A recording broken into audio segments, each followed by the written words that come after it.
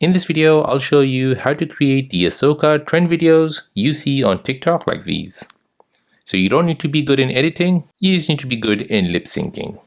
So let me show you how to create this video trend. So before you begin, you want to first go to your Play Store or your App Store, search for TikTok and make sure that's been updated to the latest version. Now once that's updated, go ahead and open the app. In the search, you're typing in Asoka filter. So Ahsoka filter, or you can even put down Asoka filter. Now here in the search results, you're looking for those videos that are doing the trend. So for example, this one here, this one as well.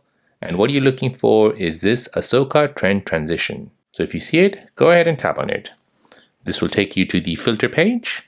Now from here, you can see all the videos that have used that filter. So go ahead and tap on use this effect.